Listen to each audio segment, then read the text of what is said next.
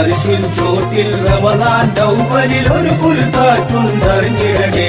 ആദൻ നബിയിലും അമ്പിയ നിരയിലും അഹദോൻ സൗമിനെ നൽകി മുമ്പ്.